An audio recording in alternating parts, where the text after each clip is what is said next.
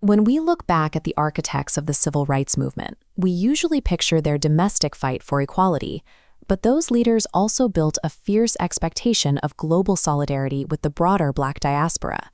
In fact, organizations like the Congressional Black Caucus were founded with a specific international mandate, pledging to advocate for Africans worldwide and resist colonial overreach.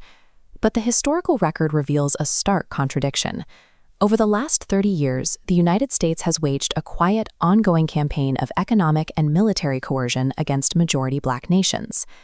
This map highlights a staggering geopolitical footprint. 48 nations across the African continent and 13 in the Caribbean have been subjected to U.S. sanctions, military interventions, or coercive diplomacy. And this deeply impacts the Caribbean diaspora. Nations like Haiti and Jamaica have faced the blunt force of U.S. policy, from blockades to military occupations. The legislative record shows these policies have support far beyond traditional conservative circles. Some of the most revered progressive allies and iconic Black lawmakers in modern American history routinely voted to authorize these exact acts of coercion. There is a fatal gap between electing politicians who look like they represent global Black sovereignty and politicians who actually pass policies to protect it. To understand the damage, we have to look at what happens when these policies actually land on foreign soil. Unilateral sanctions rarely punish corrupt leaders. Instead, they strip away the economic tools needed for independent development, effectively trapping the working class in a cycle of poverty. Take Zimbabwe. U.S. sanctions directly worsened the country's currency instability and drove massive unemployment. These trade restrictions systematically block civilian access to life-saving medicines, basic food supplies, and infrastructure development, while leaving the targeted governments entirely intact. Then there is direct military action. In 2011, a U.S.-backed NATO bombing campaign targeted Libya and its leader, Muammar Gaddafi, who had been a major investor in African infrastructure. The intervention completely destroyed the Libyan state apparatus. The country rapidly descended into factional violence, weapons flooded the region, and open slave markets re-emerged where Black African migrants were bought and sold.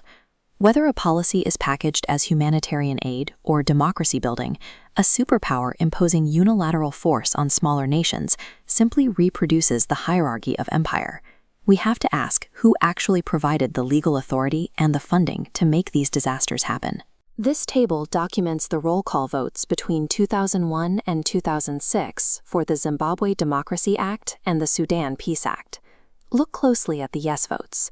You will see legendary civil rights figures, individuals theoretically dedicated to global Black liberation, voting to starve African economies.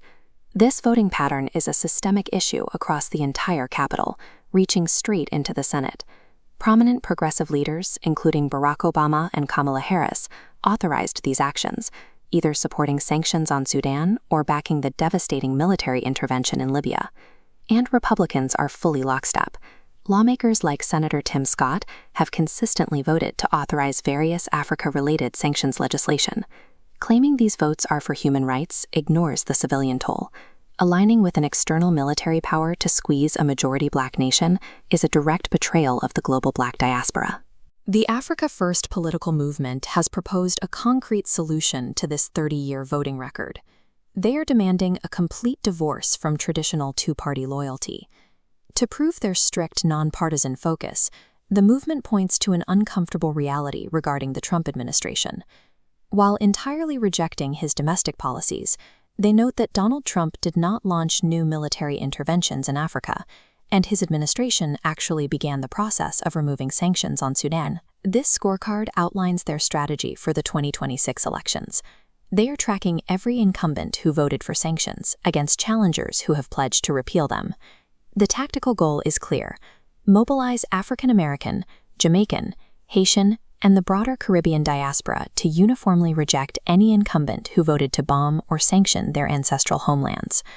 True Pan-African solidarity requires an end to all unilateral sanctions. And it requires voters willing to fire any politician who chooses empire over equality.